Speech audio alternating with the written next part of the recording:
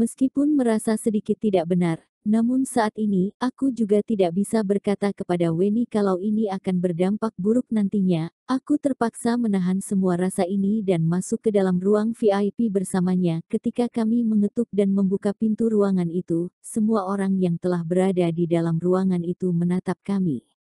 Denny menatap kami sambil tersenyum dan Alex menatap kami dengan ekspresi wajah yang terlihat tidak terkejut, namun ekspresi Herianto sangatlah penuh gairah. Aku berkata di dalam hati kalau semua masalah bisa diselesaikan dengan uang dan juga kekuasaan. Denny dan Alex telah menunggu hingga siang di perusahaan Nasional dan akhirnya bisa bertemu dengan Herianto. Mendengar kabar akan kedatangan Weni, Herianto langsung memutuskan untuk makan siang bersamanya. Sebenarnya semua hal ini tidaklah begitu penting. Kembali menandatangani kontrak di antara kami dan juga perusahaan Nasional itu sama saja sedang mengantarkan uang kepada mereka. Herianto sangatlah cerdas, dia tidak hanya menghemat uang miliknya dan juga membuat Weni berhutang budi padanya. Awalnya semua hal tidak serumit ini, hanya saja setelah mengetahui hal ini, Weni langsung pergi untuk membicarakan hal ini dengan Herianto. Herianto juga meminjam kesempatan ini untuk berkata kalau sebenarnya hal ini sangatlah sulit untuk dilaksanakan karena kontrak itu telah ditandatangani, namun karena Weni telah mengatakan itu, maka kontrak itu bisa dihanguskan dan boleh kembali menandatangani kontrak baru. Ini semua juga karena Is menghargai Weni. Aku kehabisan kata-kata dan juga sangat kagum padanya. Tidak heran kenapa Herianto bisa menggapai posisi seperti ini sekarang. Dia bisa menceritakan hal ini layaknya seperti hal yang sangat luar biasa. Kesan tentang dia yang ada di dalam hatiku kini telah berubah. Singkatnya, setelah acara makan ini selesai, semua terlihat bahagia. Tuan rumah dan tamu saling bersulang dan tentunya tuan rumah dan juga tamu yang dimaksud di sini adalah Herianto dan juga Denny. Kami masih belum memiliki kualifikasi itu. Awalnya Herianto ingin berbicara dengan Weni, siapa sangka kalau Weni tidak ingin menghiraukannya dan menarikku untuk pergi ke sisi lain. Weni lalu mengeluh ke depannya jika terjadi hal seperti ini, langsung beritahu kepadaku untuk apa membuat hal ini semakin rumit seperti sekarang ini. Aku pun batuk dan berkata, karena hal ini datang dengan tiba-tiba dan aku juga malu untuk mengatakan ini kepadamu. Pada akhirnya kamu pun memilih untuk memberitahuku masalah ini setelah memikirkannya semalaman. Kata Weni dengan tersenyum sambil menaikkan keningnya, aku lalu menggelengkan kepala dengan canggung dan tidak berkata apapun lagi. Dengan bantuan Weni, perusahaan grup Waring dan perusahaan Nasional pun bisa menandatangani kontrak ini dengan cepat dan juga mengumumkan kalau kontrak yang telah ditandatangani waktu itu tidaklah berlaku lagi. Setelah memastikan semua hal itu, Denny pun segera kembali ke kota Yanjing melalui pesawat. Dia berkata kalau kepulangannya kali ini, Is akan melakukan pembersihan dan pembunuhan besar-besaran. Aku dan Alex disuruh untuk tinggal di kota Shanghai terlebih dahulu. Setelah masalah pada perusahaan grup Waring telah diselesaikan, maka kami akan disuruh untuk kembali. Oleh karena itu, kami kembali melewati kehidupan yang santai. Aku mengeluh di dalam hatiku, apakah boleh untuk tidak hidup santai secara terus-menerus seperti ini? Harus diketahui kalau selama ini, aku tidak berkembang sedikit pun, namun, keluarga Gong secara bertahap telah menstabilkan kekuasaan mereka setelah pemisahan dari keluarga Bai dan pada saat yang sama mereka telah memulihkan segala luka ataupun dampak tersembunyi yang menimpa mereka setelah berpisah dari keluarga Bai. Jika keluarga Gong memiliki lebih satu hari, maka rencanaku untuk menjatuhkan keluarga Gong semakin bertambah, apalagi ketika keluarga Gong di bawah kepemimpinan Klai Si Licik itu akan menjadi semakin menyeramkan. Tentu saja, beberapa hari ini bukanlah tidak menerima kabar yang baik. Email yang berada di kota Yanjing menelponku, dia sangatlah senang dan juga bahagia. Dia berkata kalau awalnya dia mengira terjadi sesuatu padaku dan tidak menyangka kalau aku masih hidup.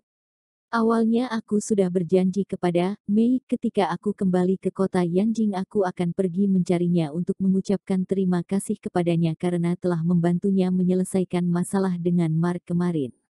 Tapi siapa sangka setelah masalah ini berakhir muncul lagi masalah baru, dan akhirnya aku terjebak di pulau terkecil lagi. Aku hanya bisa menghelakan nafas, siapa saja tidak akan tahu nasib orang seperti apa. jadi jangan pernah berjanji kepada orang dengan mudah karena tidak ada yang bisa menjamin apakah bisa keesokan harinya kita masih berada di dunia ini. Aku tentu saja hanya untuk menenangkan email saja, aku bilang kepadanya walaupun selama ini aku hidup di pulau terkecil, namun aku memiliki kemampuan bertahan hidup di pulau terkecil, jadi aku bisa hidup dengan baik di pulau terkecil ini. Ketika aku membahas hal ini membuatku teringat satu hal bertanya kepadanya email apakah ada orang yang menyelidiki pulau kecil ini.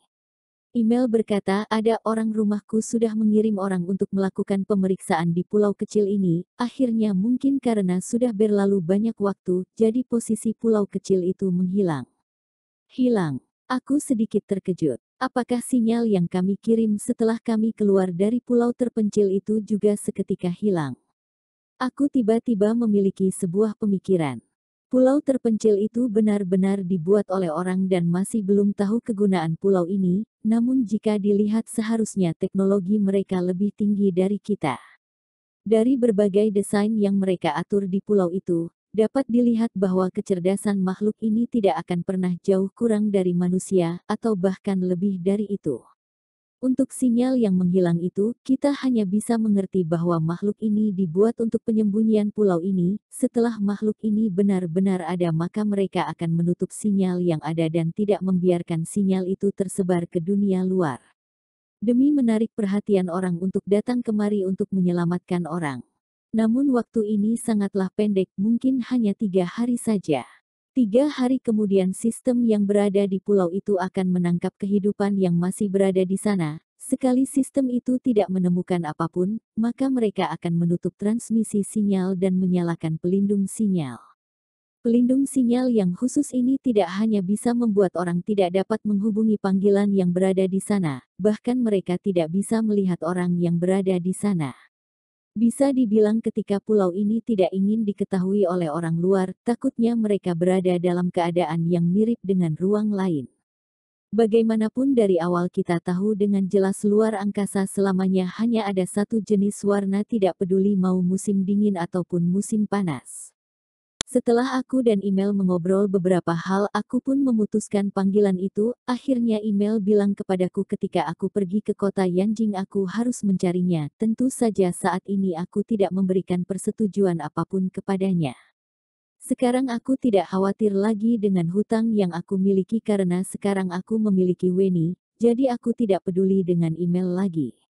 Aku pernah menjadi orang yang selalu mendengar kata orang, tapi sekarang aku harus menghadapi semua ini baru bisa memanfaatkan semua yang ada di sekitarku, sebagai modalku untuk menjatuhkan keluarga Gong.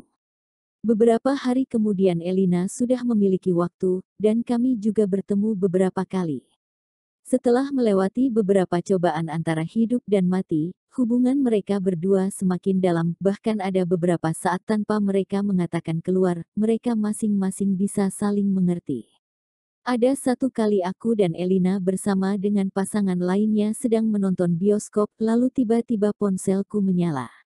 Kebetulan yang mengirim pesan itu adalah Weni. Elina pun menatapku dengan aneh, dengan suara yang rendah berkata, bukankah ini adalah orang yang mengirim pesan kepadamu ketika di pesawat? Temanmu. Elina tentu saja mengenal Weni, mereka berdua juga pernah saling bertemu, tapi sepertinya saat ini dia benar-benar sudah melupakan itu. Aku menjelaskannya berkata iya, tapi aku dan dia benar-benar hanya teman biasa saja. Elina tidak mengatakan apa-apa, dia langsung melanjutkan nonton filmnya. Setelah selesai nonton film aku baru sadar tidak tahu sejak kapan sudut mata Elina mulai memerah. Aku langsung mengambil tisu dan menenangkannya, namun saat ini Elina seperti anak kecil yang sedang marah, tidak hanya tidak setuju, dia juga langsung membuang tisu yang berada di tanganku ke kotak sampah. Aku tidak ada pilihan lain selain jujur kepadanya. Tidak ada hal yang perlu dirahasiakan olehnya kepada Elina, bahkan tentang Weni sekalipun. Weni memiliki rasa kepadaku dan Elina mengetahui hal itu sejak lama. Dan penjelasan yang diberikan kepadaku adalah aku hanya menyuruhnya untuk menarik perhatianmu, aku hanya ingin melihat apakah kamu bisa jatuh hati kepadanya. Awalnya aku mengira setelah Elina mengetahui hal ini dia akan marah besar, tapi siapa sangka dia malah menangis dalam diam. Akhirnya dia hanya bilang kepadaku, "Roman, jika keluargaku tidak setuju dengan hubungan kita, maka lebih baik kamu pergi mencari Weni, dia bisa membuatmu lebih bahagia." Aku langsung memeluk wanita yang bisa membuat orang sangat mencintainya. Aku menghirup aroma tubuhnya, tenggorokanku seperti dihadang dengan barang, membuatku tidak bisa mengatakan apa-apa. Hatiku merasa menyesal dan penuh rasa bersalah. Jika awalnya aku tidak menyetujui untuk tetap mempertahankan pertemananku bersama dengan Weni dan tetap masih berhubungan, mungkin masalah ini tidak akan berubah menjadi seperti ini. Hal ini kebetulan melepaskan ikatan dalam hatiku. Semenjak kembali dari pulau terpencil, hubunganku dengan Elina seperti ada sebuah jarak. Dalam waktu dekat ini aku jarang bertemu dengan Elina, jadi aku tidak merasakan apa yang dia rasakan, tapi sekarang akhirnya aku bisa merasakan hal ini. Sekarang aku sudah mengerti semuanya. Ternyata apa yang terjadi dengan Elina hampir sama dengan apa yang aku perkirakan. Karena hasutan dari Karihe, keluarganya sangat kukuh menyuruhnya untuk meninggalkanku. Jika Elina tidak putus denganku maka mereka akan mengirim Elina ke Australia lagi. Jika aku nekat untuk menghalanginya, maka keluarganya akan menikahkan Elina dengan pria yang bahkan tidak dikenalnya sama sekali. Bisa dibilang hubunganku dengan Elina tidak ada kemungkinannya lagi. Hal ini membuat kebingungan yang ada di hatiku terjawab. Mengapa hari ini semenjak Elina keluar dari rumahnya, dia selalu terlihat dalam keadaan yang sedih? Mengapa hari ini ketika kami sedang menonton film aku dan Elina sangatlah mesra, aku memeluknya dan dia bersandar di pundakku. Ketika dia lelah maka dia akan beristirahat di dadaku. Aku tidak tahu apa yang dirasakan hatiku saat ini. Ketika Elina mengatakan hal ini, sepertinya apa yang aku lihat saat ini hanyalah bayangan hitam dan putih, niat yang mendorongku sehingga aku bisa berjalan sampai ke tahap ini seketika hilang. Aku memeluk dengan erat wanita yang sedang menangis di pelukanku, dengan pelan menepuk pundak belakangnya, seperti sedang menenangkan anak kecil. Aku berkata, "Elina, apa semua keluargamu setuju dengan keputusan ini?"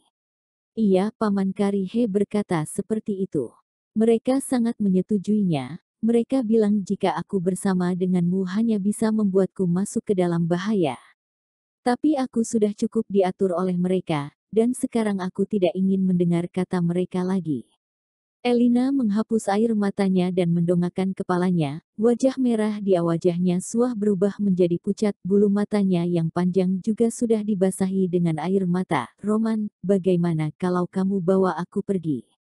Aku melihat dan tersenyum kepada Elina. "Oke." Tidak tahu sejak kapan penerangan di bioskop ini berubah menjadi sangat lembut dan dipenuhi dengan bunga persik dan warna merah muda. Lalu ada banyak kelopak bunga yang berterbangan di udara. Satu persatu kelopak bunga itu jatuh di atas kepala dan pundakku. Seketika keadaan di sana berubah menjadi hening. Aku melihat ke arah sekitar dan ternyata ada orang yang sedang melamar. Pria berwajah tampan yang mengenakan pakaian formal itu, memegang seikat bunga mawar merah di tangannya dan berlutut dengan satu kaki. Wanita yang berdiri di hadapannya sedang menutup mulutnya dengan wajah yang penuh kejutan. "Mulai hari ini kita akan melewati sisa hidup kita berdua bersama-sama." Tamat.